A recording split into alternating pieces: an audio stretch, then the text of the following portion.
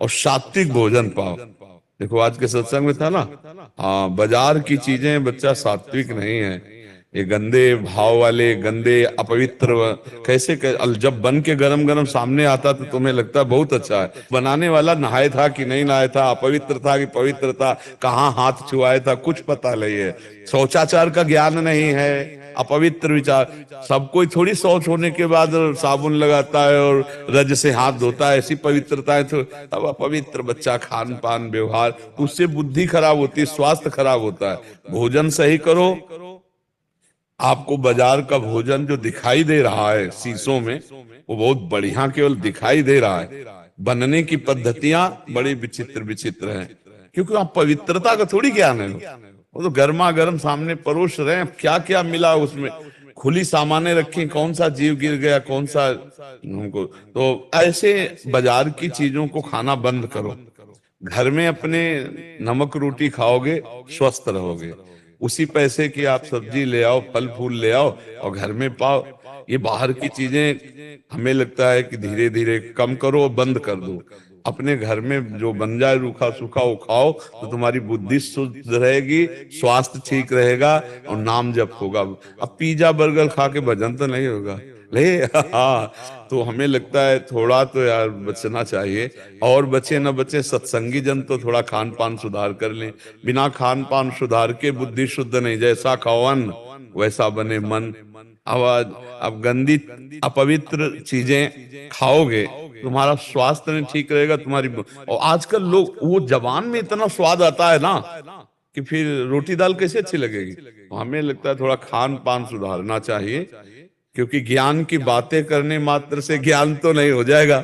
जब तक सात्विक भोजन नहीं होगा, आचरण पवित्र नहीं होंगे, तब तक ज्ञान की केवल बातें कर लो, ज्ञान नहीं होने वाला।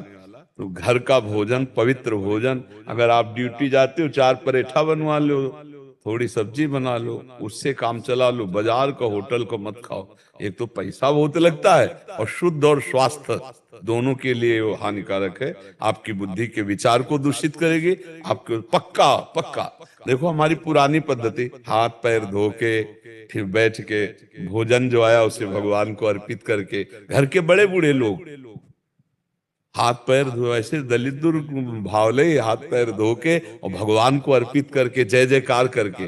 किसान आदमी घरों में हम देखते थे, जय भगवान की, जय भगवान की। भगवान कुछ मंत्र नहीं आ रहा, जय भगवान। भगवान तो जान रहे हैं ना, हे भगवान पाओ आप और पाले। हो गया, भोग लग गया, भगवान को समर्पित हो गया। पाटा में बैठ के नहीं, और जूता पहने भोजन, बताओ बुद्धि भ्रष्ट हो जाएगी।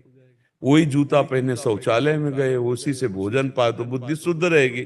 ना हाथ पवित्र करना है, ना भगवान का नाम लेना है, ना भगवान की स्मृति। पशुवत आचरण हो रहे, नहीं हो रहे? आप देखो, गौर से देखो, पशुवत आचरण हो रहे हैं। इसलिए भोजन सुधारो, आचरण पवित्र रखो।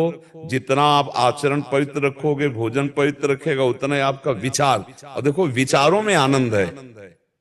अगर आपका पॉजिटिव विचार चलता रहे तो आप आनंदित रहोगे, गरीब होने पर भी आप बादशाह रहोगे। और विचारों में अगर सही नहीं है तो करोड़ों अरबों रुपया हो तो भी आप अशांत रहोगे। विचार पैसे से नहीं बनते, विचार साधना से बनते हैं। संतों के विचारे सुनने तो जाते हो भाई, वो बड़े किस बात में है? आप हमें बताओ। आपका पांच भौतिक शरीर, उनका पांच भौतिक शरीर, आपके अंदर भगवान का अंश, उनके अंदर भगवान का अंश। उन्होंने साधना करके अपने विचारों को उच्च बनाया है, तो उनके उच्च विचार सुनने जाते हैं। नहीं, आप क्या सुनने आए हो? विचार ही तो सुनने आओ। यार क्या बात है, महात्मा के विचार कितने शुद्ध हैं, कितने शुद्ध। तो आप विचार शुद्ध सुनने आए हो, तो अपने भी शुद्ध कर लो विचार।